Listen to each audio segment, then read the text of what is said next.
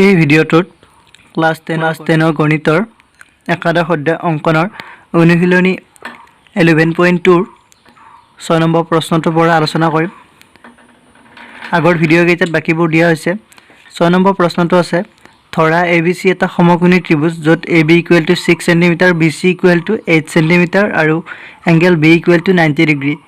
Bৰ পৰা ACৰ ওপৰত BD লম্ব, BC ডিৰ মাজেৰে যোৱা বৃত্তটো আঁকা। এৰ পৰা এই বৃত্তলৈ স্পৰ্শকবোৰ আঁকা। এতিয়া চাব, প্ৰথমতে আমি 8 cm দৈৰ্ঘ্যৰ ৰেখাডাল আঁকি ল'ম। আমাক ABC এটা সমকোণী ত্ৰিভুজ আঁকিব দিছে য'ত AB 6 cm, BC 8। প্ৰথমতে আমি দীঘল ৰেখাডাল আঁকিম। চ' AB 8 cm আঁকিম। বুজি পাই আছে? এতিয়া চাব,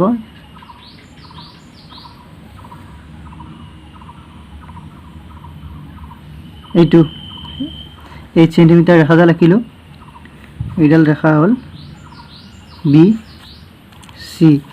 এতিয়া ইয়াত আমি 90 ডিগ্ৰী কৰিব লাগিব, কাৰণ আমাক দিয়া আছিল যে এংগল B = 90 ডিগ্ৰী। 90 ডিগ্ৰী কৰিবলৈ আগতে কোৱাৰ নিচিনাকৈ এটা যিকোনো জোখ ল'ব। মই এইখিনি জোখ ল'ম। চাব, মই এইখিনি জোখ ল'লোঁ। এইখিনি জোখ লৈ ইয়াত B বিন্দু তেনেকৈ লৈছোঁ। লোৱাৰ পিছত চাব,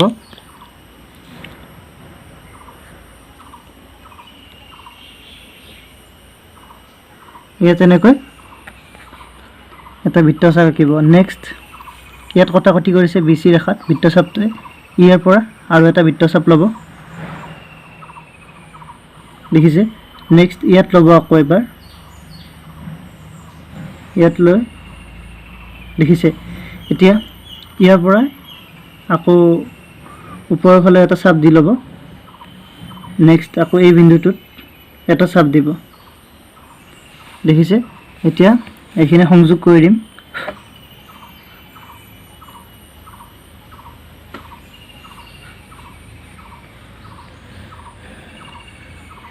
এইটো 90 ডিগ্ৰী হৈছে, দেখিছে?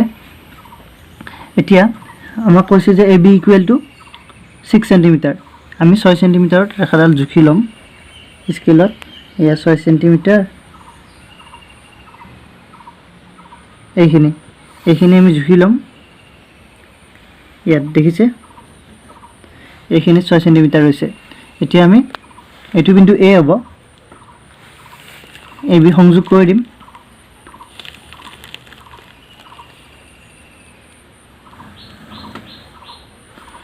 বুজি পাইছে নিশ্চয়? তোমালোকে এইখিনি ইয়াত একেবাৰে 6 cm এনেকৈ জুখি দিব পাৰিবা। 6 cm ইয়াত লৈ এনেকৈ একেবাৰে 6 cm ইয়ালৈ আঁকি দিব পাৰিবা। বুজি পাইছা? এতিয়া নেক্সট আমাক কৈছিলে যে ACৰ ওপৰত BD লম্ব। এইডাল ACৰ ওপৰত এটা D বিন্দু আছে যিটো লম্ব হ'ব। এতিয়া আমি ইয়াত লম্ব আঁকিবলৈ এনেকুৱাকৈ জোখ ল'ব, এটা বৃত্তচাপ এটা ল'ব। লৈ আপোনালোকে B বিন্দুত ল'ব। লৈ চাব, মই বৃত্তচাপটো এইখিনি দূৰত্বতকৈ অলপ বেছিকৈ ল'ব। ইয়াতকৈ সৰু হ'লে ইয়াত কাটিব নোৱাৰিব। চ' মই এইখিনি ল'লোঁ। এইখিনি লোৱাৰ পিছত চাব, অলপ সৰুকৈ লওক। এইখিনি লৈছোঁ। চ' ইয়াত এটা কাটিছে বিন্দু। তাৰপিছত নেক্সট এই বৃত্তচাপটোৱে ইয়াত কাটিছে, দেখিছে? দুটা বিন্দুত কাটিছে। আকৌ আমি এই দুটাৰ পৰা এইখিনিত কাটিছিলে।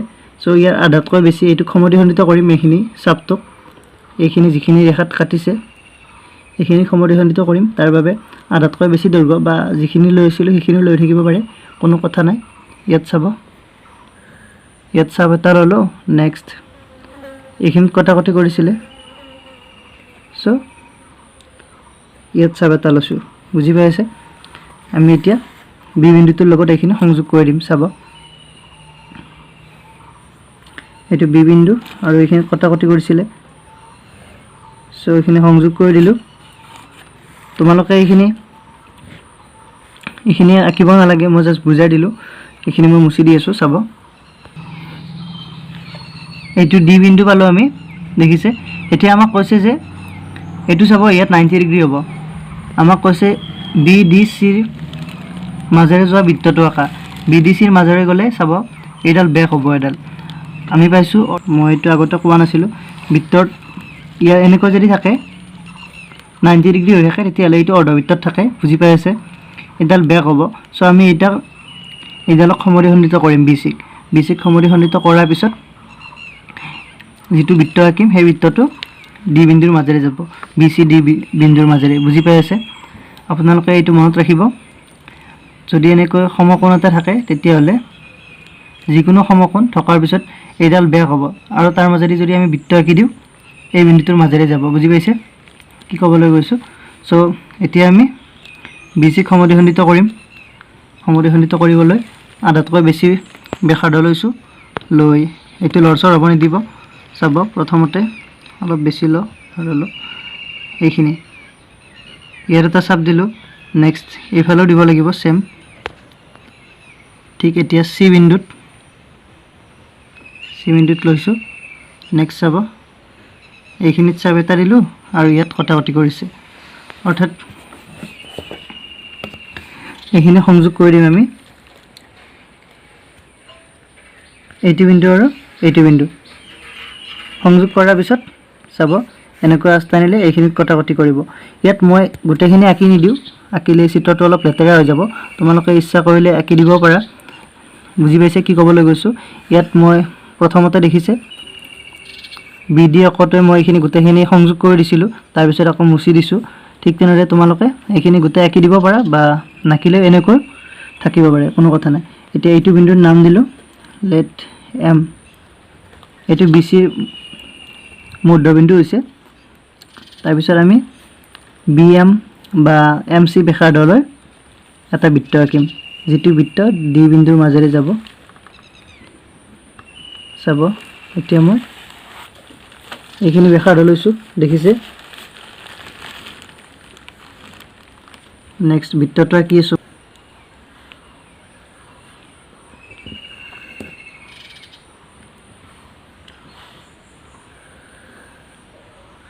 এইটো এটা বৃত্ত হ'ল এইটো এম কেন্দ্ৰীয় বৃত্ত আঁকিলোঁ অঁকাৰ পিছত এইৰ পৰা এই বৃত্তলৈ স্পৰ্শকবোৰ আঁকা অৰ্থাৎ এই বিন্দুটোৰ পৰা এই বৃত্তটোলৈ স্পৰ্শক আঁকিব লাগিব তাৰ বাবে আমি আগতে কৰাৰ নিচিনাকৈ এ এম সংযোগ কৰিম চাব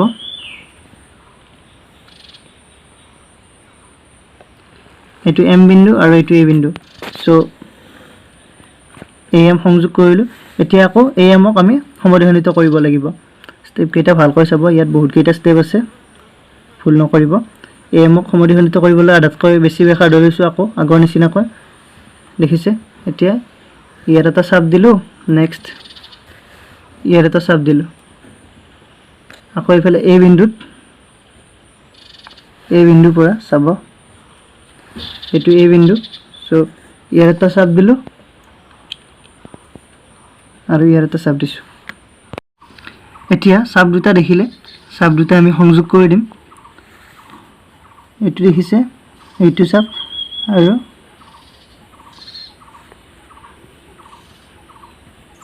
এইটো চাপ এইখিনি সংযোগ কৰি দিলে এইখিনি বিন্দুত কাটিব এতিয়া চাব ৰেখাডাল আঁকি নিদিওঁ আপোনালোকে আঁকি দিব পাৰে ইচ্ছা কৰিলে আঁকি দিলে অলপ চিত্ৰটো একেবাৰে লেতেৰা হৈ যাব মোৰ দেখিছে চ' মই এইখিনি সমদ্বিখণ্ড কৰা ঠাইখিনিত আমি চিনটো দি লৈছোঁ বুজি পাইছে কি ক'বলৈ গৈছোঁ মই এইটো বিন্দুৰ নাম লেট আৰ দিলোঁ মই এইটো দেখিছে এইখিনি আমি জুখি লৈছোঁ তাৰপিছত এইখিনিত কটাকটি কৰিছে মই গোটেই ৰেখাডাল আঁকি দিয়া নাই কাৰণ এইটোৱে যে বুজি পাইছে এতিয়া আমি এ আৰ বা এম আৰ ব্যাসাৰ্ধলৈ এটা বৃত্ত আঁকিম বুজি পাইছে চাব এইটো ল'লোঁ নেক্সট দেখিছে বৃত্তটো আঁকিলোঁ বৃত্তটো মোৰ অলপ লৰি গৈছিলে কটা কম্পাছডাল সেইবাবে অলপ এইখিনি অলপ বেয়া আছে চাইডটো বুজি পাইছে এতিয়া দেখিছে এই বৃত্তটোৱে এম কেন্দ্ৰীয় বৃত্তক এইটো বিন্দুত আৰু এইটো বিন্দুত কাটিছে চ' এইটো বিন্দুৰ নাম দিলোঁ আমি এছ আৰু এইটো আগৰ বিন্দুটো দিয়া হৈছিলে এইটো বি বিন্দু চ' আমি এই এছ সংযোগ কৰি দিম এই এছ ডালে আমাৰ স্পৰ্শক হ'ব বুজি পাইছে আৰু এই বিডাল স্পৰ্শক হ'ব বৃত্তটোৰ এই বিডাল আগতে আছে এইখিনি সংযোগ কৰি দিম চাব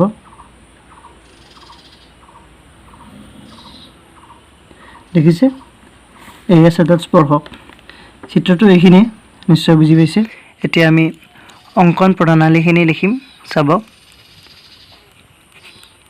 অঙ্কন প্ৰণালী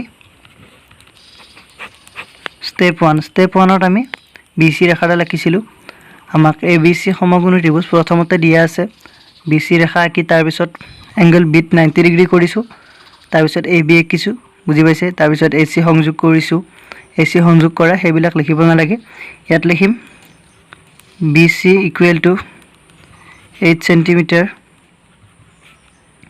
অকা হল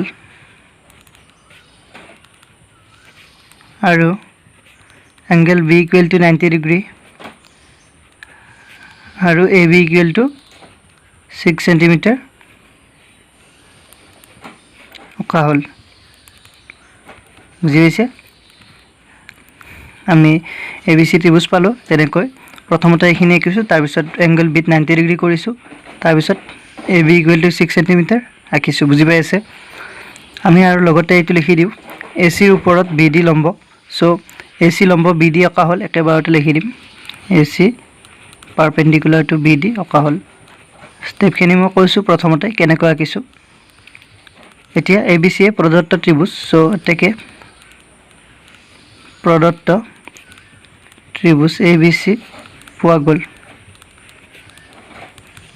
এইখিনি নিশ্চয় বুজি পালে এটা স্টেপ 2 দুই নম্বৰ স্টেপত এতিয়া চাব আমাক BCD ৰ মাজেৰে যোৱা বৃত্তটো আঁকিব দিছে সমকোণী ত্ৰিভুজৰ ক্ষেত্ৰত যদি তেনেকুৱাকৈ বৃত্তটো যদি যায় তেতিয়া হলে হেতু অৰ্ধবৃত্তত থাকে আৰু এটো সমকোণী ত্ৰিভুজ এটো সমকোণ ইয়াৰ সমকোণৰ বিপৰীত বাহুটো এডাল অতিভুজডাল ইয়াত এই ক্ষেত্ৰত বেগ হ'ব এডাল অৰ্থাৎ এডাল বৃত্তৰ বেগ হ'ব এটা মই আগতে পাই আহিছো ক্লাস 9ত চাই লব নিশ্চয় আছে এতিয়া এইডাল বেগ হলে আমি ইয়াক সমদ্বিখণ্ডিত কৰি এটা বৃত্ত আঁকিম বৃত্তটো আকাৰত এই বৃত্তটো BCD বিন্দুৰ মাজেৰে যাব কি কৈছো নিশ্চয় বুজি পাইছে BCD বিন্দুৰ মাজেৰে যোৱাৰ পিছত এটা আমি অৰ্ধবৃত্তটো পালো এতিয়া M কেন্দ্ৰীয় বৃত্তটোত এৰ পৰা স্পৰ্শক আঁকিব দিছে ত্ৰিভুজটোৰ ABC ত্ৰিভুজৰ এই বিন্দুৰ পৰা স্পৰ্শক আঁকিব দিছে সো প্ৰথমতে আমি এইখিনি লিখি লও চাব BC সমদ্বিখণ্ডিত কৰিছো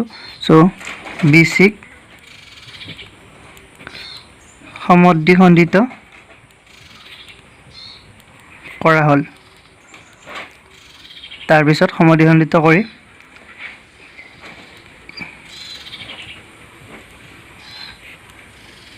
আৰু ই M বিন্দুত কাটিছে বুজি পাইছে এতিয়া M কেন্দ্ৰীয় বৃত্ত আঁকিছো M কেন্দ্ৰীয় বৃত্ত সো ইয়াত একেবাৰে আমি পইণ্টটো লিখি দিব পাৰিম মই এটা পইণ্টতে দিলো আপোনালোকে বেলেগ এটা পইণ্টও দিব পাৰে চাব MB বা MC ব্যাসাৰ্ধ হিচাপে লৈ এটা বৃত্ত আঁকা হল M কেন্দ্ৰীয় বৃত্ত M কেন্দ্ৰীয় বৃত্ত এটা অকা হল বুজি পাইছে এটো M কেন্দ্ৰীয় বৃত্ত আঁকিলো অকাৰ পিছত আমাক কৈছে যে এই বিন্দুটোৰ পৰা M কেন্দ্ৰীয় বৃত্তলৈ স্পৰ্শক আঁকিব দিছে সেইভাবে আমি AM সংযোগ কৰিছো তাৰ পিছত AM ক সমদ্বিখণ্ডিত কৰিছো এটা স্টেপ 3 চাব AM সংযোগ কৰা হ'ব সংযোগ কৰা হল আৰু ইয়াক সমদ্বিখণ্ডিত কৰাত একেবাৰে সমদ্বিখণ্ডিত কৰি দিছো বুজি পাইছে খণ্ডিত কৰাত ই R বিন্দুত সেট কৰিছে এইটো বিন্দু R দিছো ৰেখাডাল মই আঁকি দিয়া নাই তোমালোকে আঁকি দিব পাৰিবা যদি ইচ্ছা কৰা মই একেবাৰে লেতেৰা হৈ যাব বাবে আঁকি দিয়া নাই চিত্ৰটো বুজি পাইছে সো ই R বিন্দুত সেট কৰিছে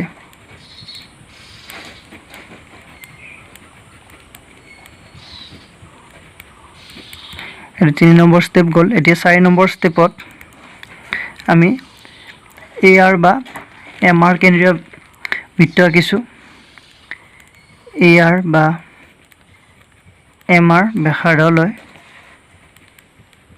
ব্যাসাৰ্ধ হিচাপে লৈ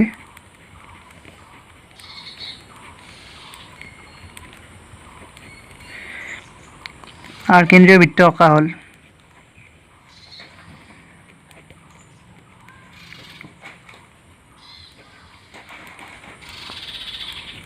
এইখিনি বুজি পাইছে। এতিয়া আৰ কেন্দ্ৰীয় বৃত্তই এম কেন্দ্ৰীয় বৃত্তক এছ বিন্দুত কাটিছে আৰু বি বিন্দুত কাটিছে। এতিয়া চাব বি বিন্দুটো আগৰ পৰাই আছে, আৰ কেন্দ্ৰীয় বৃত্ত অঁকা হ'ল। অৰ্থাৎ আৰ কেন্দ্ৰীয় বৃত্তই এম কেন্দ্ৰীয় বৃত্তক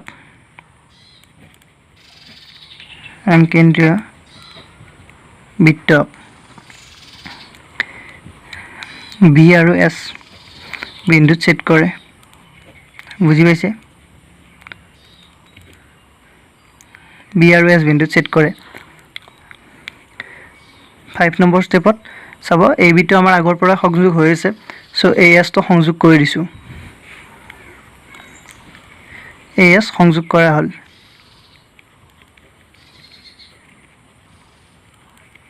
এইখিনি বুজি পাইছে? চ' এতেকে এ বি আৰু এ এছে হ'ব আমাৰ আঁকিবলগীয়া স্পৰ্শক। চ' এ বি আৰু এ এছে আঁকিবলগীয়া স্পৰ্শক। বুজি পাইছে? আজিৰ ভিডিঅ'টোত এইখিনিয়ে। যদি ভিডিঅ'টো ভাল লাগিছে লাইক কৰিব, কমেণ্ট কৰিব, শ্বেয়াৰ কৰিব আৰু আপুনি যদি মোৰ চেনেলটোত নতুন তেতিয়াহ'লে চেনেলটো ছাবস্ক্ৰাইব কৰি ল'ব। Thank U.